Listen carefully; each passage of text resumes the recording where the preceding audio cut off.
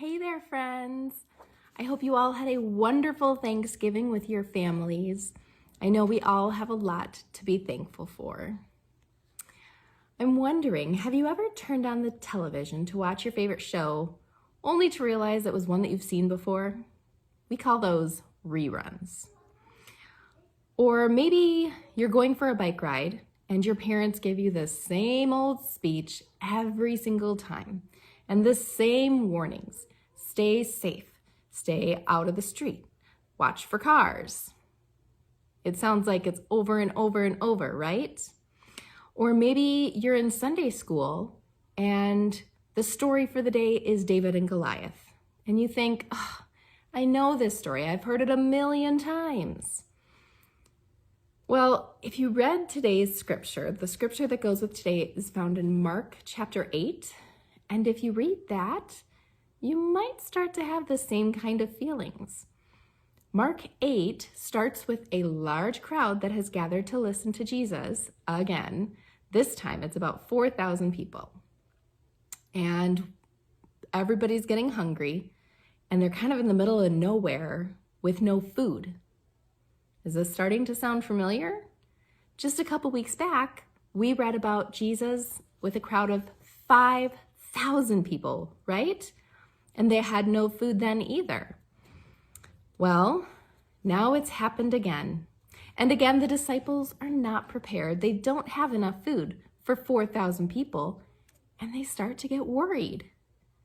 Now, these disciples were there to see Jesus feed the 5,000 people. So why are they worried? Don't they remember what Jesus can do? Don't they have faith that he can do it again? Well, as you and I remember, Jesus did feed the 5,000 people with just 3 loaves of bread and a couple fish. And this time, he did it again. He fed all 4,000 people with just a few loaves of bread, 7 loaves of bread, and just a few fish. Again, he did it. Well, then later, Jesus and his disciples were on a boat, and they were out in the middle of the lake when hunger struck again. And this time, they only had 1 loaf of bread. And the disciples start freaking out again. Now, think about it. Jesus fed 5,000 people with just a few loaves of bread and a few fish. And then he fed 4,000 people with just a few loaves and a few fish. If he could do that, don't you think he could feed just 12 or 13 guys with a loaf of bread? Of course. But before we start to give the disciples too hard of a time, let's take a look at ourselves. Think about something that you're afraid of. Maybe thunderstorms, or darkness, or a roller coaster. I bet the first time you faced one of those fears, you maybe stopped and prayed and asked God to protect you. And if you're watching this now, I'm guessing that he did, right? You survived the roller coaster. You survived the storm. There was nothing to harm you in the dark, right? But a little while later, maybe another thunderstorm comes along, or the next year you go to the amusement park to ride the roller coaster again, or you have to go down in the dark basement again, and all of a sudden, you're afraid again. Well, didn't God take care of you the first time? And if he could take care of you the first time, isn't he going to take care of you again? Sometimes our human nature and fear get the best of us.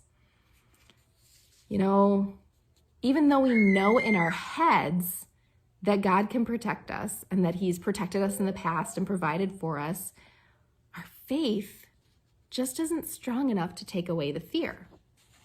But that's where repetition can help. Jesus repeated this miracle to help his disciples believe and have more faith. And I believe it's repeated in the Bible for us to be reminded that God can provide no matter what the circumstances. You know, if your grown-up tells you that he or she loves you and that he's going to take care of you, you probably believe it, right? But I'm guessing that your grown-up didn't just tell you that one time and then you forever believed it. I bet your grown-up has told you many, many times that he or she loves you. And on top of that, I'm guessing that he or she has shown you with actions how much you are loved and how much they're going to take care of you. Now, does it feel pointless or repetitive when your grown-up tells you that you're loved? I know some of you older kids maybe roll your eyes a little bit when mom says I love you, but I also know that deep down, it feels good. It's good to know that we're loved. And it never gets old. Just like hearing the miracles of Jesus never gets old. The stories of Jesus and the miracles he performed are awesome to listen to again and again, over and over. And they help us to remind us of his power and to strengthen our faith in him. So today I challenge you to go reread one of your favorite Bible stories. One that you've heard before, but maybe you need to hear again. Maybe it's a story that reminds you of God's love for you. Maybe it's a story that reminds you of his power. Or maybe it's a story that just makes you go, wow. The Bible doesn't have to feel like a boring old rerun. Think of it as God repeating to you over and over and over how much he loves you. You are loved. Have a great week, guys.